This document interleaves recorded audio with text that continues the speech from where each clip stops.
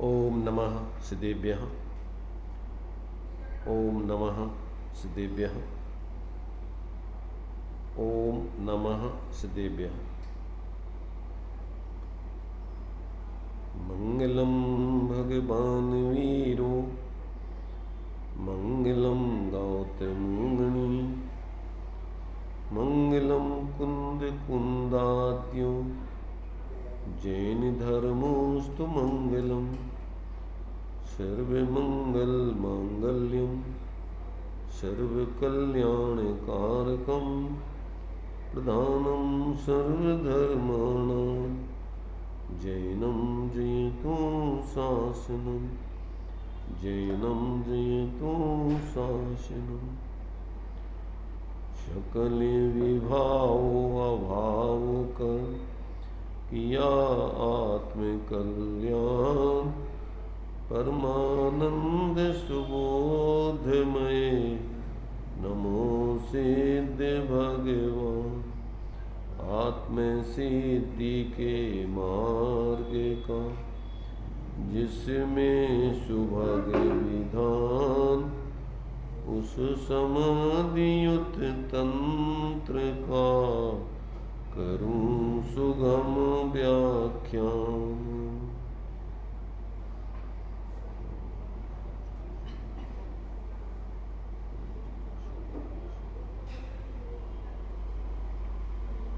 चर्चा अपनी 51 नंबर के छंद के माध्यम से चल रही है। इसमें आचार्य देव ने जो जीव आत्माराधना के मार्ग में प्रवृत्ति कर रहे हैं उन्हें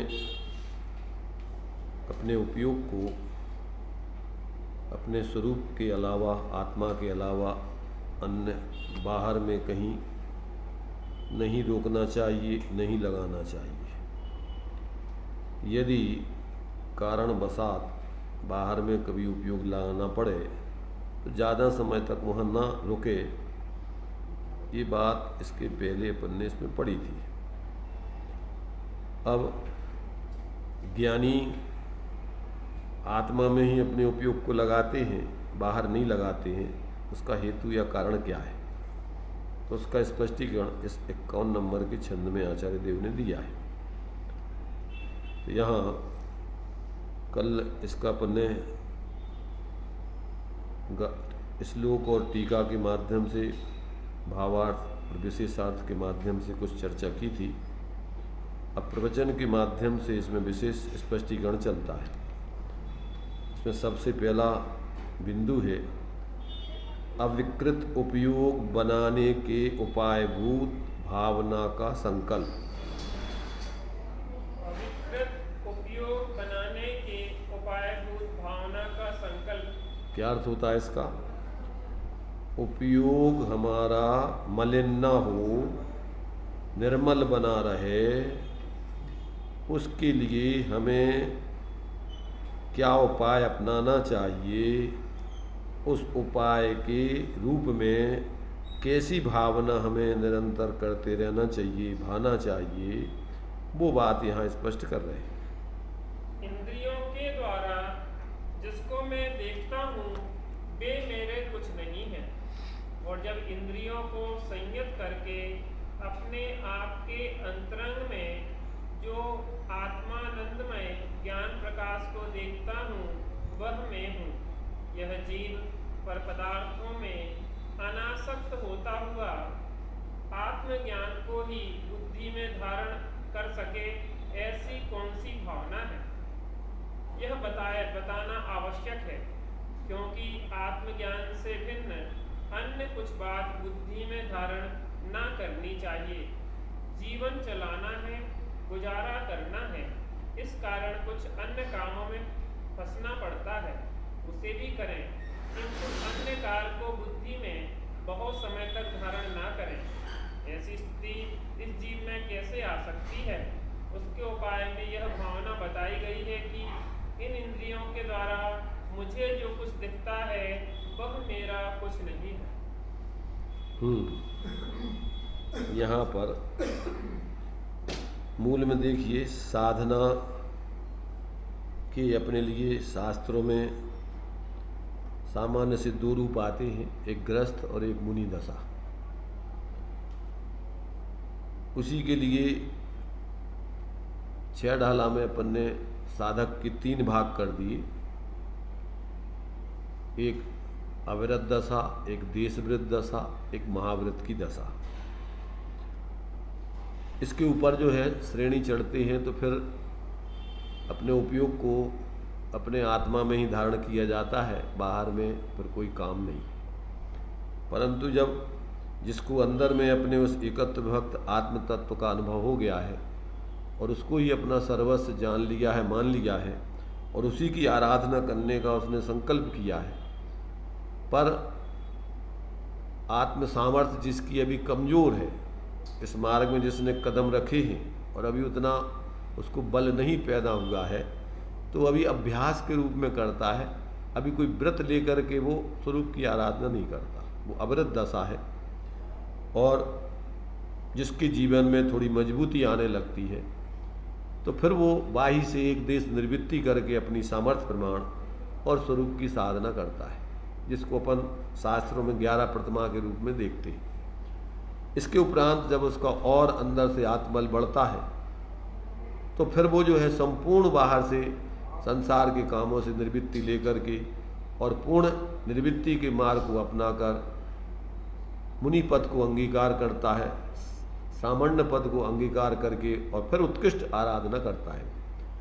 तो अब उस मुनि अवस्था में भी जब तक जीव श्रेणी नहीं चढ़ता है तब तक वो 6ठम 7म गुणस्थान की आराधना में जो है अपनी साधना करता है।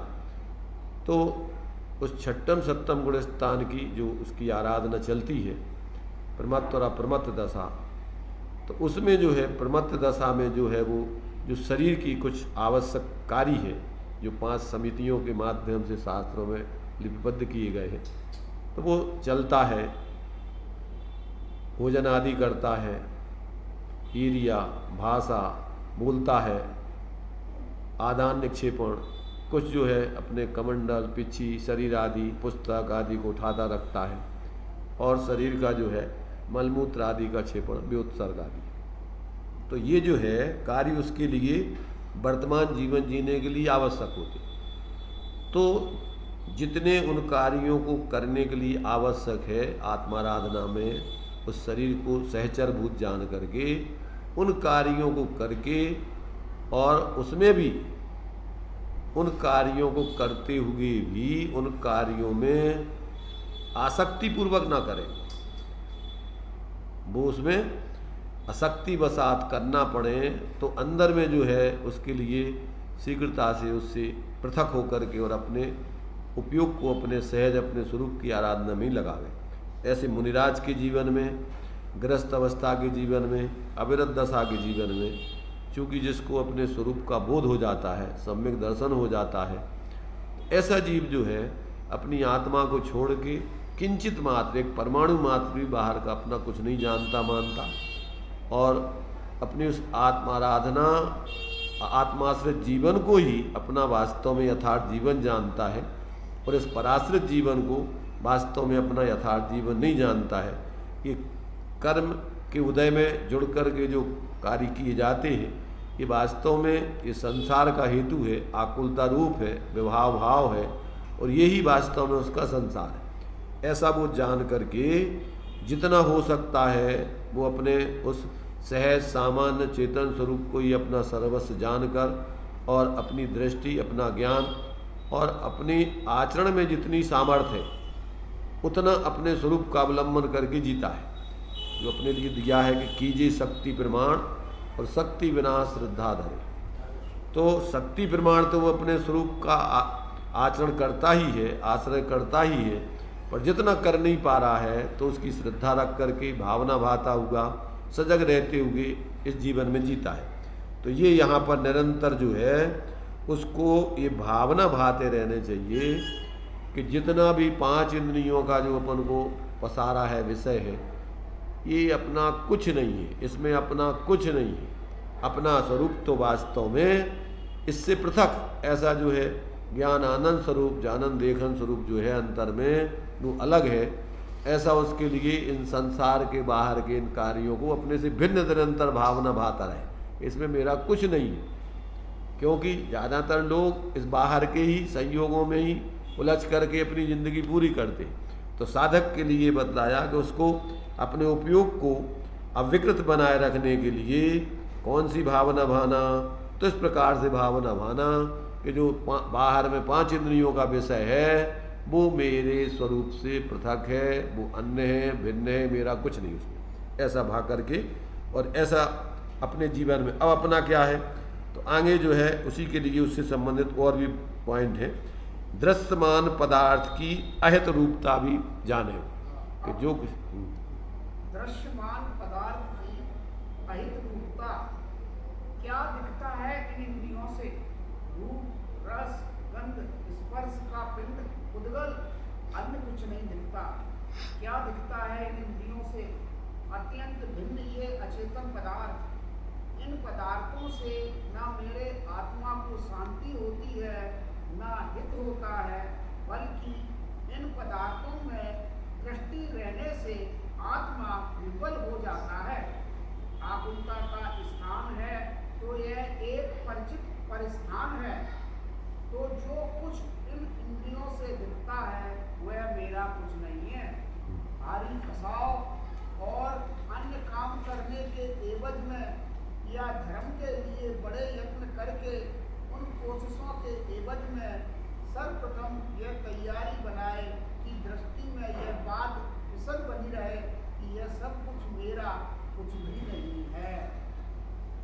मैंने अपने लिए, चूँकि क्या है ज़्यादातर जो दृश्यमान है अपने लिए, इसके लिए भावदीपिका में दिया है कि ये समान जाति द्रव्य पर्याय है, कोई द्रव्य नहीं है। इसको एक वस्तु मानना, इसके लिए उन्होंने अगृहीत मिथ्यात्व लिया है। अगृहीत मिथ्यात्व में उन्होंने क्या है, परद्रव्य गुण पर्यायों में अहंकार ममकार बुद्धि करना। क्या दृश्य माने अपने लिए परद्रव्य गुण पर्यायों में अहंकार ममकार बुद्धि करना, अदृश्यमान द्रव्य गुण पर्यायों में अभाव रूप बुद्धि करना, और दृश्यमान असमान दृश्यमान पुद्गल पर्यायों में द्रव्य बुद्धि रखना। ये अनादिकाल से जीव के अगृहीत मिथ्यात्व के भाव चले आए हैं। कौन से?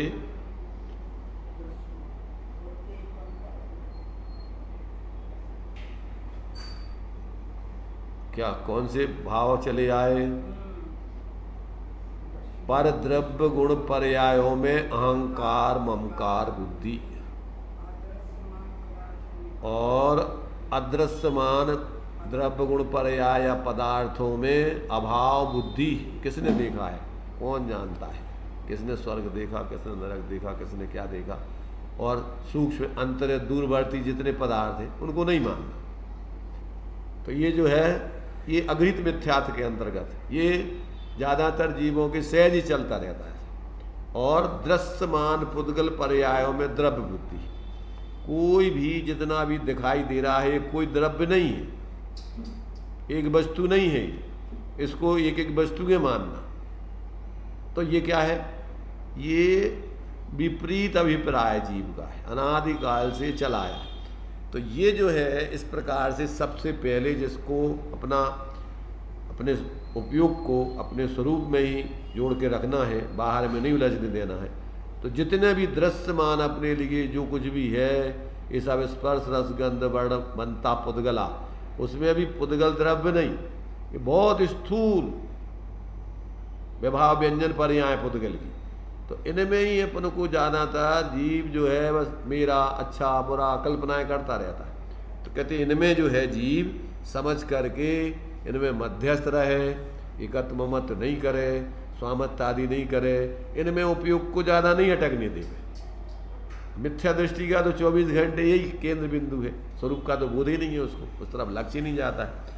इसलिए दृश्यमान पदार्थों से आत्मा का उसमें रुकने से अहित होता है, निरंतर उसकी क्या है, एकमात्र जो है फसाव बना रहता है, विपरीतता बनी रहती है, मिथ्या कल्पनाएं चलती रहती।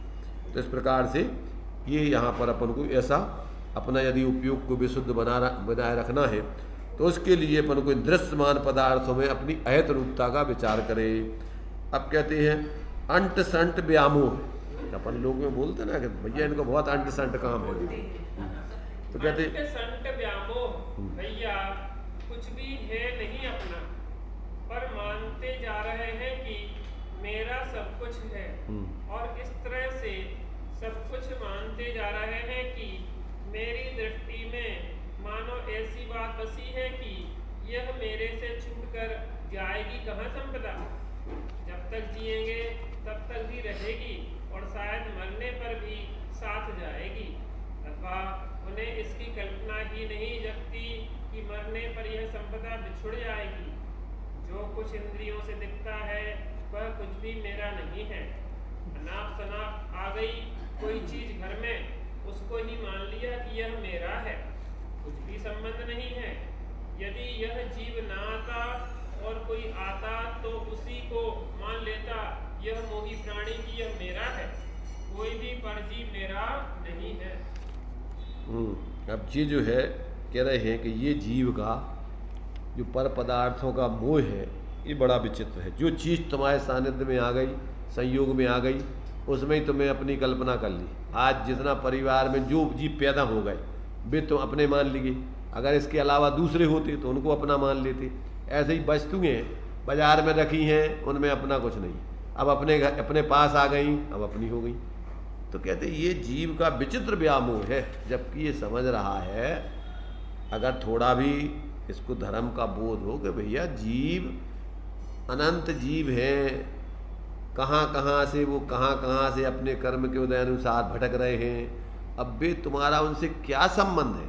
वे अपने कर्मों के प्रेरे आए हुए हैं और तुम कह रहे कि जी हमारे हैं। तो ये कौन सा तुम्हारी समझदारी है? और ऐसे ही बाहर के पदार्थ वे अपनी योग्यता अनुसार परिणमित होकर के क्षेत्र से क्षेत्रांतर आदि हो रहे हैं, पर्याय से पर्यांतर हो रहे हैं, और तुम उनमें अपनी कल्पना कर रहे हैं कि हमारे हो गए। जी कहाँ से तुम्हारे हो गए भाई उनका अपना परिणमन, अपना क्षेत्र से क्षेत्रांतर होना, उनकी अपनी योग्यता, और तुम जबरदस्ती बीच में आकर के क्या है उसमें मोह कर रहे। तो ये कहते हैं ये जीव का बड़ा विचित्र व्यामोह है। अंट संट क्या माने बेफजूल, जिसकी कोई औचित्य नहीं है जिसका। इस प्रकार से ये जीव को इस बारे में सोचना चाहिए। अब एक दूसरा इसी के बारे में इन्होंने एक और पॉइंट दिया है, अधिकारिता की शुमार गाली में जानना चाहिए। अधिकारिता की शुमार माने दूसरों पे अधिकार जमाना, मतलब जैसे तुम दूसरे को गाली दे रहे हो ऐसा समझना। इसमें कहते हैं किसी वस्तु को मेरा कहना यह तो उस वस्तु को गाली देने की तरह है। साथ में कोई आदमी हो और कोई पूछे कि यह कौन है तो कहें कि यह मेरा आदमी है। ऐसा सुनकर क्या वह आदमी खुश होगा? नहीं खुश होगा। मकान अचेतन पदार्थ है, उसे यह जीव कहता है कि यह मेरा मकान है। यदि इस मकान में जान होती तो यह भी झटके बैठता कि यह मेरा आदमी है, पर बेचारा कुछ बोलता नहीं, जानता नहीं। यह जीव कहता है कि यह मकान मेरा है, यह बिल्डिंग मेरी है, जो कुछ दिखता है वह कुछ भी मेरा नहीं है। ऐसा अंतर निर्णय आए तो फिर ज्ञानी किसी भी अन्य पदार्थ को अपनी बुद्धि में चिरकाल तक धारण न करेगा। किसी भी पर पदार्थ को अपने उपयोग में ना बसाए, इसके उपाय के ज्ञान की अंतर्भाव ना दर्शाई जाए। माने ये जो है काय के उपाय बताए जा रहे हैं यहाँ, किसी भी पर पदार्थ को अपने उपयोग में न बसाया जाए, इसके उपाय के रूप में अपने लिए ज्ञान में ऐसी अंतर ये भावनाएं अपन को बताई जा रही। कैसी भावनाएं भाएं कि जिससे अपना उपयोग बाहर में ज़्यादा ना अटके, अपने ही आत्मा में ही अपना उपयोग जुड़ा रहे, उसका ही लक्ष्य करता रहे, उसी की आराधना बना रहे। उसका उपाय ये है कि तुम इस प्रकार से सोचो, इस प्रकार से विचार करो, ऐसी भावनाएं भाव। जो अपन 12 भावनाएं आदि भाते हैं सब क्या है? इसी के रूप जहाँ जहाँ जीव का उपयोग अटकता है वहाँ से उस अटकाव के लिए, तोड़ने के लिए वहाँ पर अपने लिए उनकी अनित्यता आदि, उनकी पृथकता आदि, ये सब वही बातें बतलाई। तो ये जब तक जीव का ऐसा निर्णय नहीं होता है तब तक रात दिन व्यर्थ की कल्पनाएं, मिथ्या कल्पनाएं, व्यामोह जीव के 24 घंटे चलते रहते। अब ये कह रहे कि जैसे अगर अजीबों से तुम कहते ये मेरा मकान, मकान कहेगा ये मेरा आदमी। भाई अभी काम हमने किया और तुमने श्रेय ले लिया, कितना झगड़ा चल रहा है? भाई काम तो हम कर रहे हैं, हमारा परिणमन हमारे द्वारा हो रहा है, और तुम कह रहे कि हम करा रहे तुम्हारा परिणमन, तो कितना बुरा लगता है आदमी। ऐसे ही यहां पर कहती भैया सब जड़ चेतन की परिणति अपने अपने में होती है, अपने अपने से होती है। दूसरा उसको अनुकूल प्रतिकूल कहे तो ये सब झूठी मन की वृत्ति है। जब तक जीव को ऐसा तात्विक दृष्टि से वस्तु स्वतंत्रता का निर्णय नहीं होता और अपना स्वतंत्र अनुभव नहीं करता, जो अपने लिए निरंतर संयोगाधीन दृष्टि, बहिर्मुखता की दृष्टि, 24 घंटे पर्याय दृष्टि, ये सब 24 घंटे वही चलता है। अंतर में अपने आत्मा के उस अभेद स्वरूप की आराधना या भावना या साधना कितनी होती, और ये जब तक नहीं होता है तब तक मिथ्यात्व गलता ही नहीं है। मूर्ताएं पोषित होती रहती हैं रात दिन। धर्म के नाम पर भी अपन ये मेरा मंदिर, ये मेरी मूर्ति, ये मेरे लोग, ये मेरे शिष्य, ये मेरे गुरु, तो क्या है ये? मेरे भगवान, कौन के भगवान? भगवान भगवान होते हैं, मेरे तेरे नहीं होते। गुरु गुरु होते हैं, गुरु का स्वरूप जैसा बताया है, विषया सावसाती तो निरारंभो अपरिग्रह, ज्ञान ध्यान तपो रखता तपस्वी सा प्रशस्त। तो साधु ऐसे होते हैं, हमारे तुम्हारे थोड़ी होते। कहना उपचार है और मानना मिथ्यात्व है। ऐसे भगवान होते हैं, भगवान का स्वरूप भीतराग सर्वज्ञ होते हैं, पर वो किसके हैं? जैनों के, किसके? अरे कोई के नहीं है। भगवान का स्वरूप समझना अलग चीज है और मेरे तेरे मानना अलग चीज है। इसी का नाम तो वो है, एक वस्तु को दूसरी वस्तु की मानना। इसी मिथ्यात्व कैसे कहते हैं? एक तो बता रही, जब तक तुम्हें वस्तु स्वतंत्रता का बोध नहीं है कि भैया कोई किसी का नहीं है, सब स्वतंत्र है, मैं एकाकी एकत्व लिए सभी आते। अब तन धन को साथ ही समझा था, तो एक दूसरे को ये मानना, यही तो मिथ्यात्व है। और क्या है? क्या है बताओ तुम? भाई जब प्रत्येक वस्तु अपने अपने स्वरूप में रहती है, स्वरूप रूप रह करके परिणमित होती है, कोई किसी की किसी रूप होती नहीं है, हुई नहीं, होने की व्यवस्था नहीं, तो अब ऐसा अपन को जब तक निर्णय नहीं हो, अपनी अंदर में भावना नहीं चले, साधना नहीं चले, तब तक अपन को कहाँ से धर्म हो गई बताओ? भाई पागलपन के अलावा 24 घंटे जीव कर क्या रहा? मूर्छित होकर के शरीर में संयोगों में भोगों में मूर्छित होकर के जी रहा रात दिन। और धर्म के नाम पे भी पागलपन के अलावा कुछ नहीं है। संप्रदाय बुद्धि, व्यक्तिवादी बुद्धि, क्रियाओं की बुद्धि, बाहर के पागलपन में मेरे तेरे, ये अच्छे ये बुरे, एक दूसरे की तरफ तो देख रहे, कर क्या रहे? अपनी तरफ कितने लोग देख रहे हैं।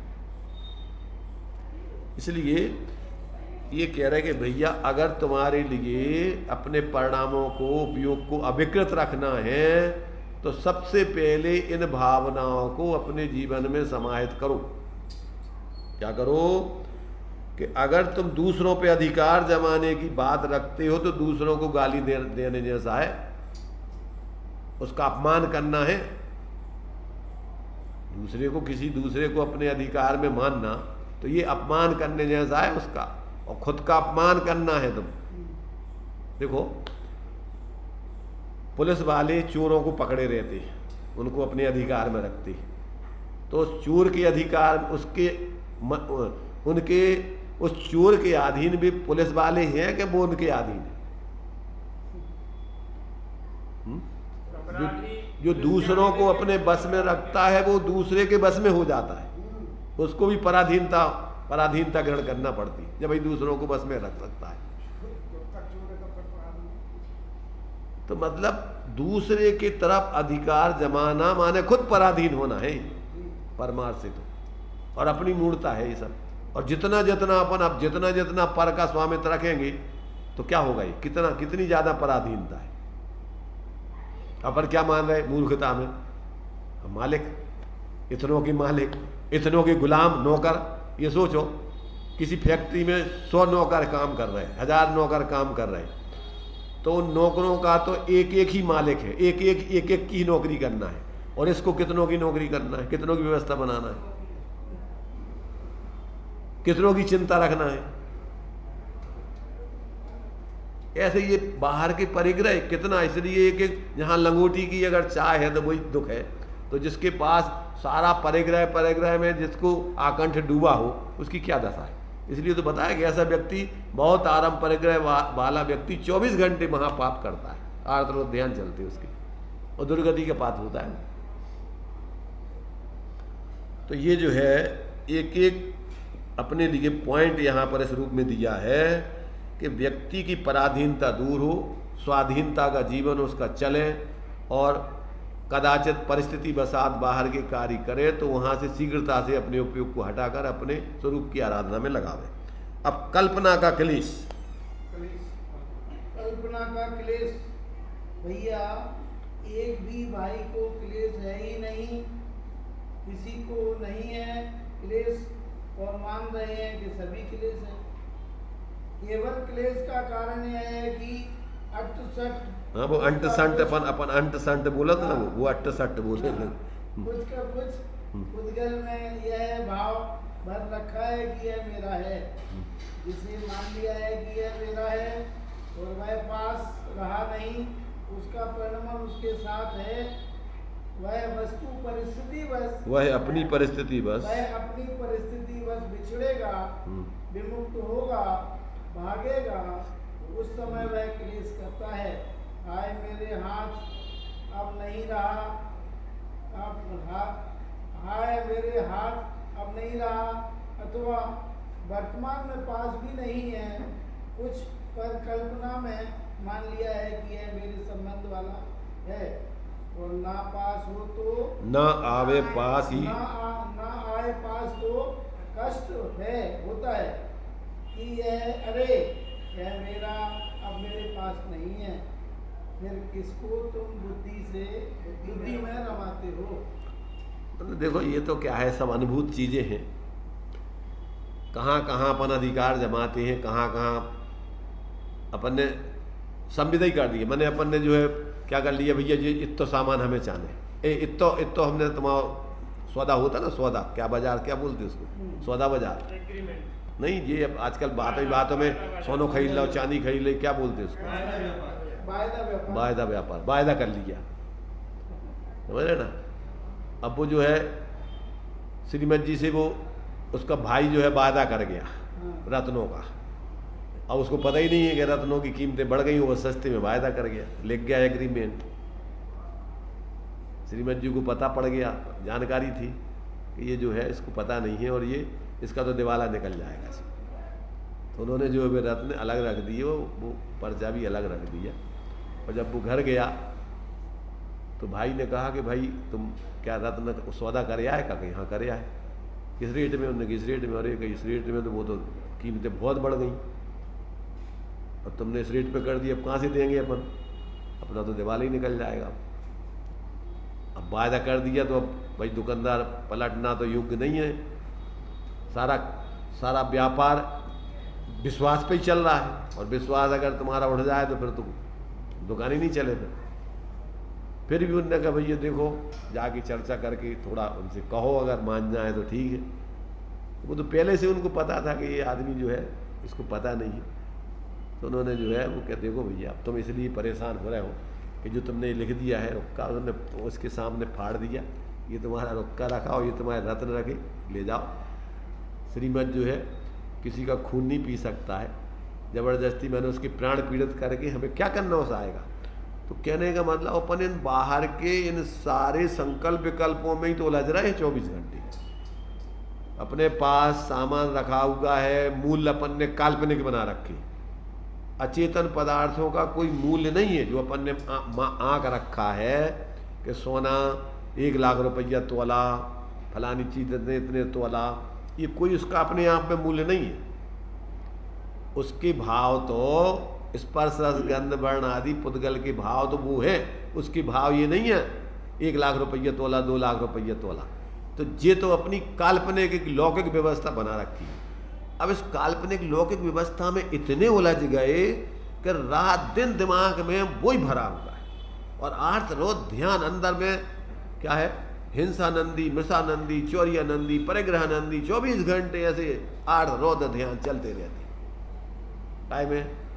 इसी में अपन को कीमतें बढ़ गई, आनंद आ गया। काय में का बढ़ गो, कल्पना मात्र, ये सब झूठी कल्पना है। अरे भाई तेरा आत्मा तेरे प्रदेशों से, तेरी पर्यायों से, तेरे गुण से बाहर जा ही नहीं सकता, गया ही नहीं कभी, जाने की व्यवस्था नहीं है। अब ये जब तक तेरी अपनी सत्ता का अपने में ही अपनापन नहीं आता और बाहर के पदार्थों में रात दिन पागल बना है, तो ऐसा व्यक्ति मर करके कहाँ, फिर वही दुर्गति का चतुर्गति का पात्र है। और ज़्यादा मूर्छित होकर मरेगा तो एक इंद्रिय आदि में चला जाएगा, तीव्र कर्मों का आश्रय बंद होगा, ज्ञान का यही तीव्र मूर्छा करेगा, तो ज्ञान के ऊपर आवरण आकर के स्वभाव का विघात होकर के और स्थिति ज्ञान की अत्यंत हीन हो जाएगी। भाई ज्ञान का विकास और ज्ञान का विनाश कैसे होता है? ज्ञानाभ्यास करे मन माही ताका मोह विनाश होता है, ताकि मोह महात्म नहीं, और मोह अभ्यास करे मन माही ताकि ज्ञान महात्म नहीं, उसके ज्ञान का विनाश होता है। क्या कहा? जितना जितना पर में मूर्छित होकर के अपने उपयोग को उलझाओगे उतना उतना ज्ञान तुम्हारा क्षीण होता जा रहा है, मोह का कर्मों का आवरण आता जा रहा है, और उससे तुम्हारे स्वभाव का विघात होकर के एक इंद्रियादि दशा में तक पहुंच जाओगे। भाई क्या है धर्म? क्या है बताओ? धर्म अधर्म है क्या? इतनी तो धर्म अधर्म कि ज्ञान की आराधना करना धर्म है, और मोह की आराधना करना, संयोगों की आराधना करना उसी का नाम अधर्म है। वो अपना स्वरूप नहीं है। और धर्म का है? और धर्म का कपड़ा छोड़ करके जंगल चले जाना मात्र थोड़ी धर्म है। भाई ये तो जब अंदर में तुम्हारी इतनी ऊंचाई आ जाए और बाहर में तुम्हारा शरीर आदि से भी इतना मोह छूट जाए, संयोगों से मोह छूट जाए कि तुम्हें अब उसमें कोई रुचि नहीं रह जाए, तो बाहर के कपड़े छूट जाएं, अच्छी बात है। पर मात्र तुमने बाहर के कपड़े छोड़ करके और बाहर में तुमने अगर और दुनिया के काम ले रखे धर्म के नाम पे, तो तुमने तो और घर की गृहस्थी में जितने विकल्प नहीं थे उतने ले लिए। ऐसे ही यहाँ पर अपन माने गृहस्थ अवस्था में रहकर क्षयोपशम ज्ञान में मात्र अपन ने थोड़ी जानकारी कर ली, और अंदर में अभिप्राय में बाहर के संयोग भोगों में यहाँ कंठ डूबे हुए। तो क्या है? ये तो शुष्क ज्ञान है, कोरा ज्ञान कल्याणकारी नहीं है। ज्ञान के संगे बैराग होवे तो ज्ञानकारी है। शास्त्रों में लिखा हुआ है कि जो सम्यक दृष्टि होता है उसके बैराग होता ही होता है। बिना बैरागे के अगर ज्ञान है तो वो ज्ञान ज्ञान ही नहीं है, अज्ञान है, वो मिथ्या ज्ञान है। सम्यक दृष्टि भवति नियतम ज्ञान वैराग्य शक्ति। सम्यक दृष्टि के नियम से वैराग ज्ञान के साथ वैराग होता ही होता है। सम्यक ज्ञान और वैराग दोनों साथ में होते ही है। और अगर उसके साथ में वैराग माने कसायों का अभाव नहीं हुआ है, देखो कसाय वैराग का अर्थ क्या होता है? कसायों का भाव।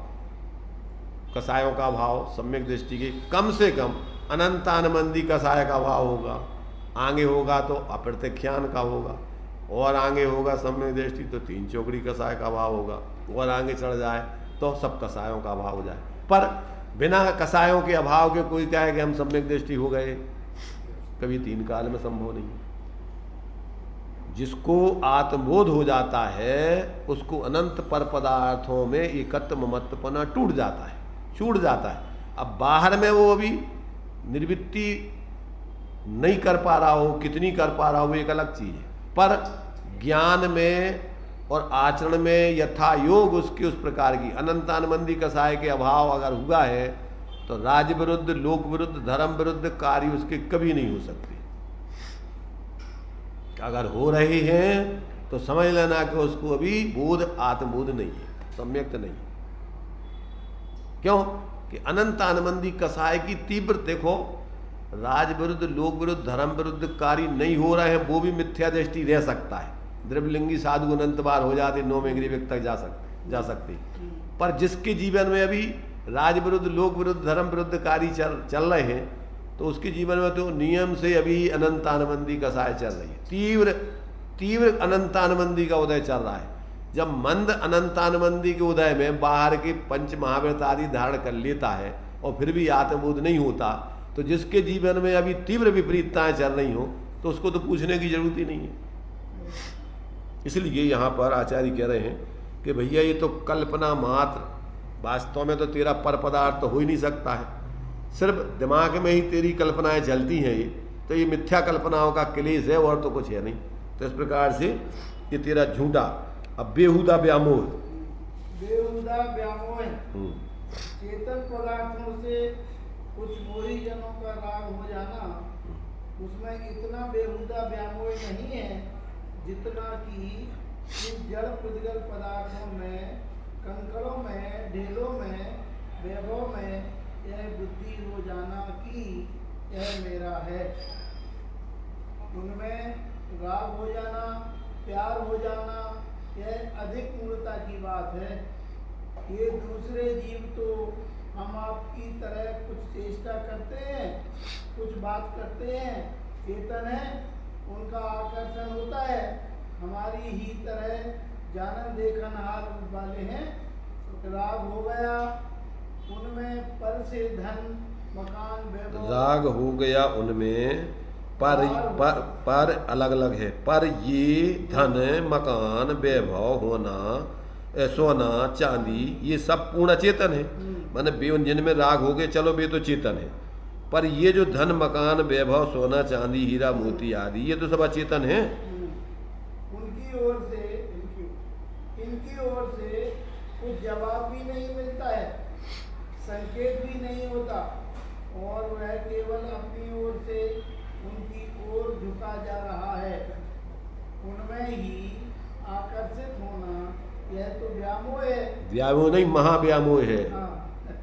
व्यामोह तो माने जीवों में हो जाए चाहे कोई बात नहीं, चलो वे भी तुम्हारे जैसे है, मोह है उनमें, और वे भी आकर्षित होते हैं, तो वो एक, परंतु ये तो एक तरफा तुम उनमें एकत्र बुद्धि करके मोह कर रहे हैं तुम, ये तो महाव्यामोह है।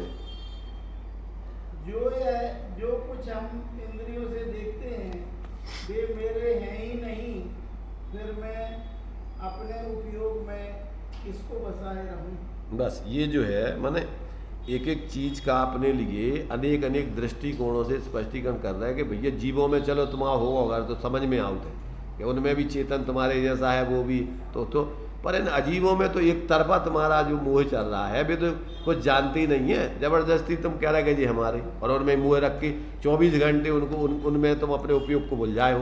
तो कहते भैया ये तो तुम्हारा बहुत बेहुदा व्यामोह है, माने एक प्रकार से बहुत अज्ञानता पूर्वक का मोह है, माने इसमें तुम्हारी तीव्र जो है मूर्खता सिद्ध होती है। तो ये जो है माने एक एक पॉइंट को अपन विचार अपने जीवन में घटित करके देखें कि ऐसा चल रहा क्या। अब ये कह रहे हैं कि इन चीज़ों में अगर चल रहा है तो तुम्हारी जो है स्वरूप की आराधना कैसे करोगे तुम, जब इनमें तुम इतने मूर्छित हो गए, अजीबों में ही रात दिन तुम्हारा दिमाग लगा हुआ है, धारणा में बैठाए हुए हो, और उसी में थोड़ी सी माने बाहर की अपनी उन पदार्थों की नज़दीकता दूरी आदि होती है, तो अंदर में कल्पनाओं में ही, बाहर में भी तो कुछ जानते नहीं है। तो ऐसे अपने अंदर में जो इस प्रकार के जो दिमाग में व्यक्ति बसा लेता है, तो ऐसा व्यक्ति स्वरूप आराधना नहीं कर सकता है। अब जिसको आत्म कल्याण करना है तो उसके लिए कैसी तैयारी करना होगी। आत्मज्ञान की तैयारी, मैं हूँ क्या, इसको यदि जानना है तो उसे जानने के लिए भी बड़ी तैयारी करनी होगी। यह यूँ ही नहीं जान लिया जाएगा। जैसे भोगों का भोगना आसान काम है, पर भोगों से विरक्त होना, भोगों का त्याग करना, यह शूरवीरों का काम है। यूँ ही इन इंद्रियों से बाह्य पदार्थों को निरख कर उनकी बात जानते रहना, समझते रहना, यह आसान हो रहा है। किंतु कहा जाए कि तुम बाह्य पदार्थों में न उलझकर अपने अंतर में केवल आत्मा के सहज गायक स्वरूप को देखो, तो इसमें बड़ा जोर पड़ता है। जो अत्यंत स्वाधीन बात है, सुगम है, खुद से खुद यही तो घर बैठे है, किंतु अपने आप को जानने पर में इस बड़ी मेहनत पड़ रही है। आत्मा के ध्यान का चिंतन करने को बैठता है तो यह चित्त मेढक की तरह कूद कर उछल भागता है। यह सब व्यवहार की बात है। अपने आप को जानना है, समझना है तो कुछ अपनी तैयारी भी करना हो। वह तैयारी है एक विज्ञान का करना और इंद्रियों को संयत कर देना। इंद्रियों के विषयों में प्रीति न जगना, इनकी ओर आकर्षण न होना, इंद्रियों के विषयों में प्रवृत्त न होना, क्या ऐसी तैयारी हो नहीं सकती? प्रश्न है इसमें, आत्मज्ञान करने के लिए यहाँ कह रहे हैं कि भैया जैसा विषयों में आप सेवन चल रहा है, भोगों में प्रवृत्ति हो रही है, ऐसी आत्मा में प्रवृत्ति नहीं हो जाएगी तुम्हारी। जैसी तुम्हारे लिए भोगों की प्रवृत्ति चल रही है, ऐसी आत्मा में प्रवृत्ति नहीं होती। आत्मा की प्रवृत्ति करने के लिए आपको बहुत अंतर में भेद विज्ञान पूर्वक की और अपने विषयों से संयत होने की, उपयोग को अपने स्वरूप में एकाग्र करने के लिए एक अलग जाति का जात्यंतर पुरुषार्थ करने की जरूरत है। क्या भाई बाहर में अपना उपयोग अनादिकाल से लग रहा है, इसमें तो कोई अपन को कोई करने नहीं। ऐसा सोचो कि टेढ़ी मेढ़ी रेखा खींचना है तो उसके लिए कितना प्रयत्न करना पड़ेगा। बच्चे को पेंसिल दे दो और वो आंखें बंद करके फेर दे, टेढ़ी मेढ़ी रेखा खींचेगी। और सीधी रेखा खींचना है तो उसके लिए आपको बहुत संयत होने की जरूरत होगी। ऐसे ही अपन को ये उपयोग को इधर उधर भटकाने के लिए तो भटक ही रहा है, उसके लिए क्या उपदेश देना, क्या अपन को आ रहा है। पर उपयोग को इन सारे विषयों से हटाकर इस उपयोग को अपने सहज उस आत्मा के उपयोगवान आत्मा में एकाग्र करके उसको देखना, अनुभव करना, इसके लिए आपको बहुत गहरे अभ्यास की जरूरत है। इसलिए कहते भैया इसके लिए तैयारी की ये सामान्य लोगों का काम नहीं है। कहते हैं यह सूरवीरों का काम है। यूँ ही इन इंद्रियों से बाह्य पदार्थों को निरख कर उनकी बात जानते रहना, समझते रहना, यह तो आसान काम हो रहा है। किंतु कहा जाए कि तुम बाह्य पदार्थों में न उलझकर अपने अंतर में केवल आत्मा के सहज स्वरूप, ज्ञायक स्वरूप को निरखो, तो इसमें बड़ा जोर पड़ता है। क्या पड़ता है इसमें? इसमें बहुत ताकत लगती है। पड़ती कि नहीं पड़ती? तुम्हारे लिए सामने कोई गाली दे रहे हो, यदवा तदवा बोल रहे हो, अपमान कर रहे हो, तो परिणाम बिगाड़ लेना तो सरल है, गाली देने लग जाना सरल है, हाथापाई करने लग जाना सरल है। परंतु ज्ञाता दृष्टा रहना, उससे अप्रभावित रहना, उसमें नहीं जुड़ना, कौन सा काम वीरता का है? कोई कहता अरे तुम कितने नपुंसक हो, तुम डर गए उससे, बुझते मैंने तुम कैसे कायर आदमी हो, तुम्हें हम होते तो मैं ऐसा, अरे तू कायर है, तू बुजदिल है कि वो बुजदिल है? जो सहज रहे, अप्रभावित रहे, तो वो बुजदिल है कि जो कसाय करने लग जाए वो बुजदिल है?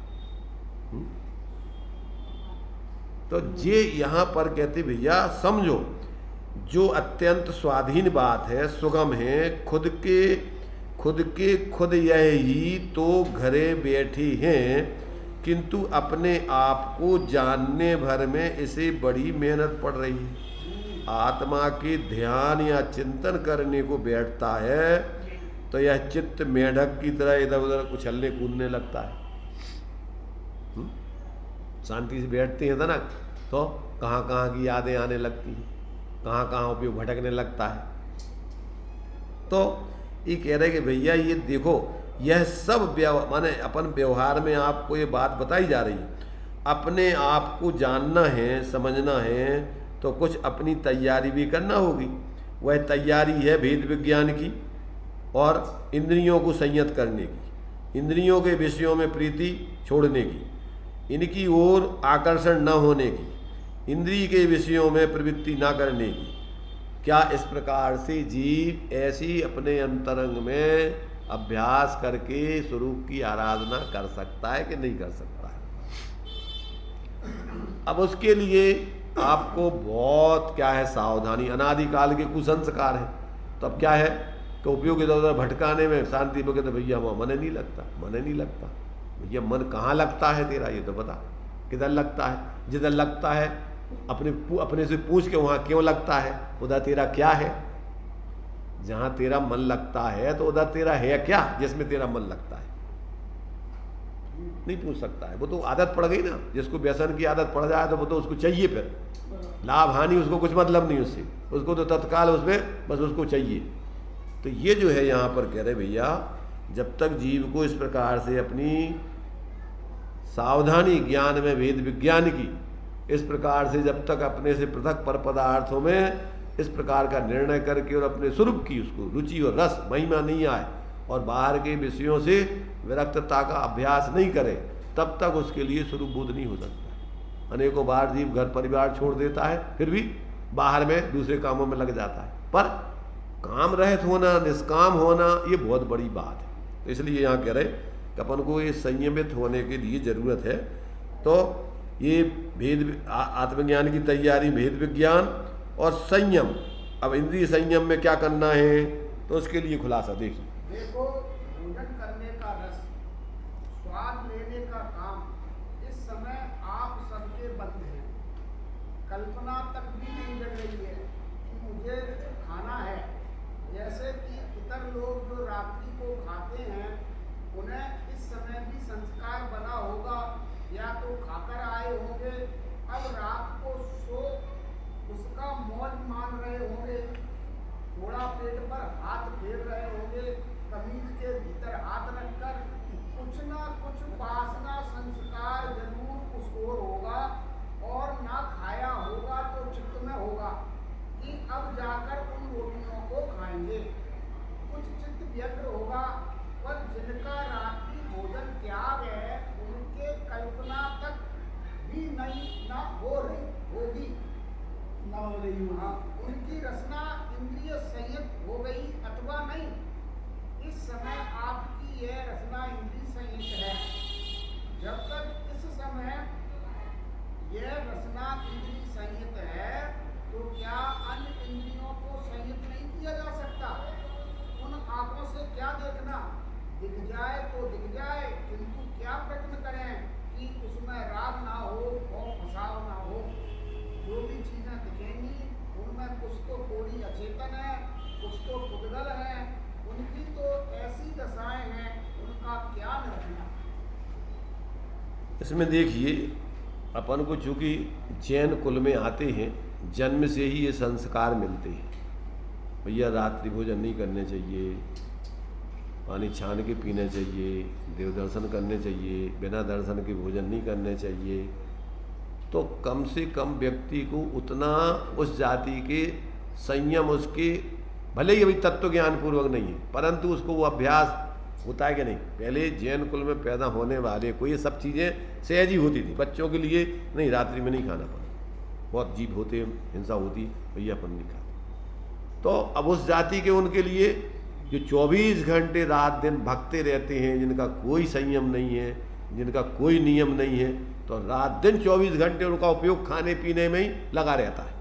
अब ये खा लूँगा, अब ये खा लूँगा, भूख लगा आई, प्यास लगे आई, फला, माने कोई त्याग है ही नहीं। तो रात दिन स्वप्न में भी उनके लिए वही चलता है। परंतु जिसने माने एक प्रकार से कुल परंपरा से भी इस प्रकार के संस्कार अगर हैं, तो उतने समय तक उसको खाने पीने के विकल्प नहीं होंगे, उतने समय तक उसका उपयोग उस खाने पीने में नहीं भटकेगा।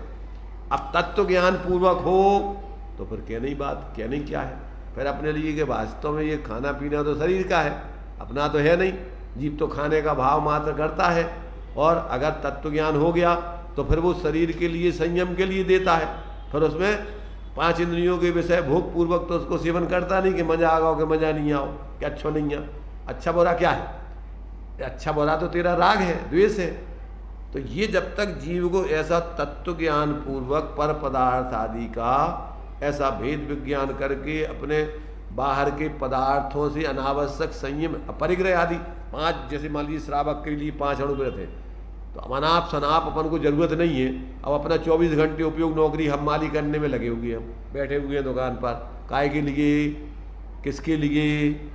जैसे मान लीजिए अपन को भोजन तो करना है 4 रोटी, और रोटी बनाओ तो दिन भर,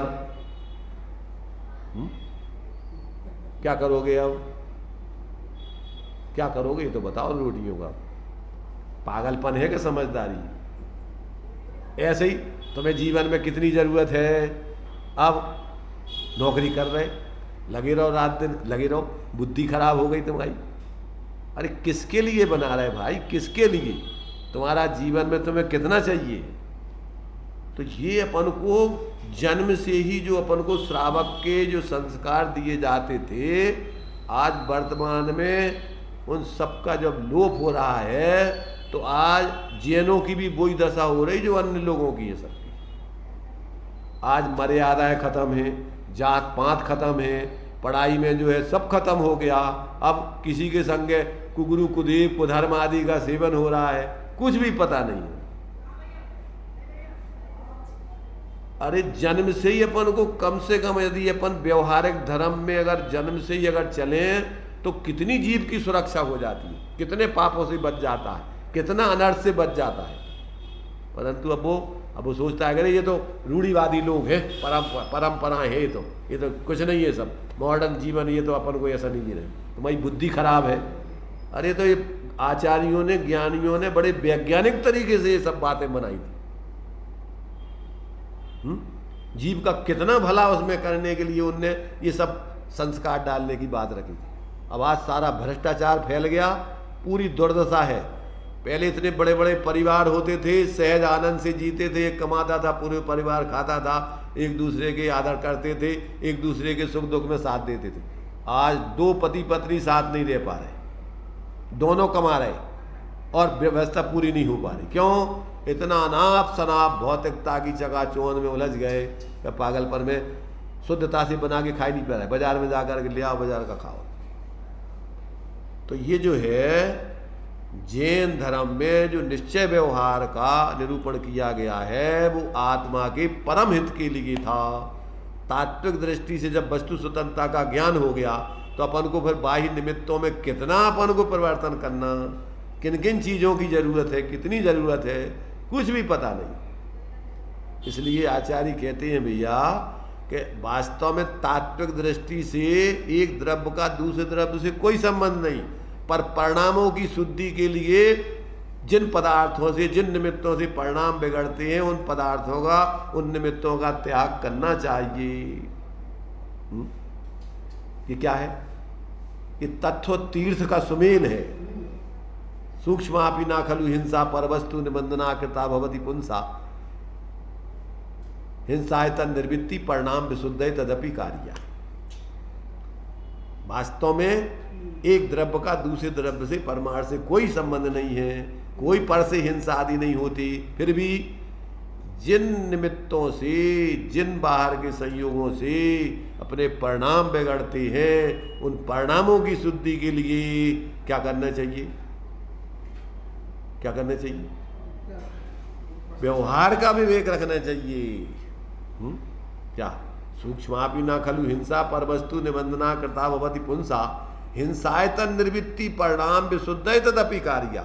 हिंसा के आयतनों का परिणामों की शुद्धि के लिए फिर भी त्याग करना चाहिए।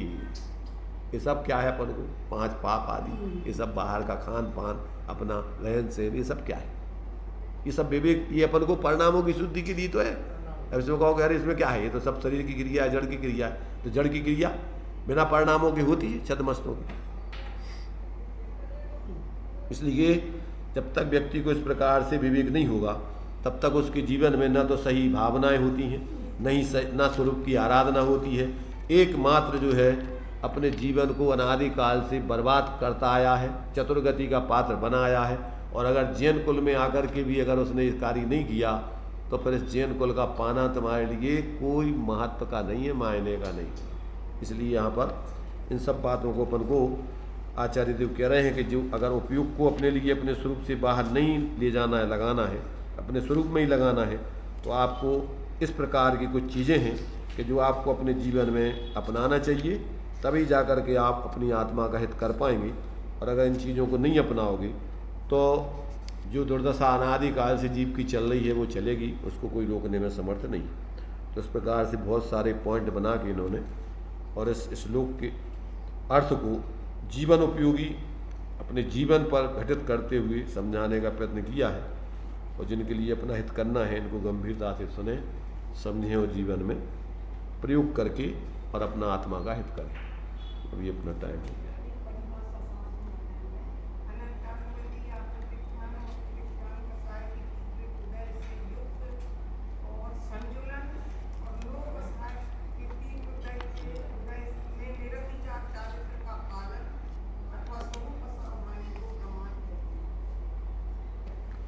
बहुत लंबी चौड़ी का है जो काय में से पढ़ो तुमने काय की। चलो अब तुमने का बोल दो, फिर से बोलो का क्या वो चाहे।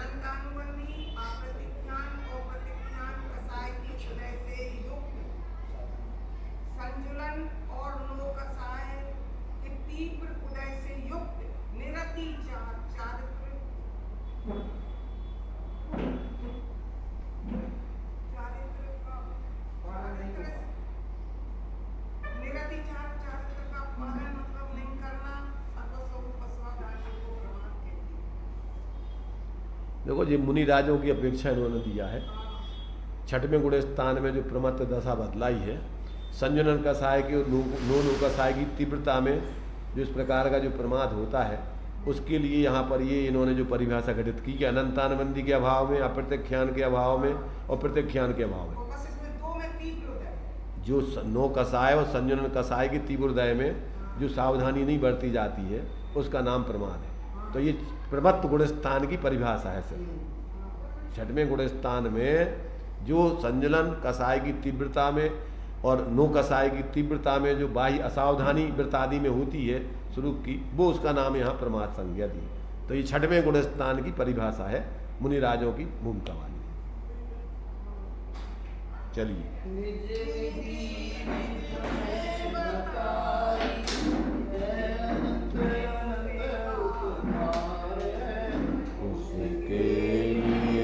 जिन बानी वंदना सतद्वार।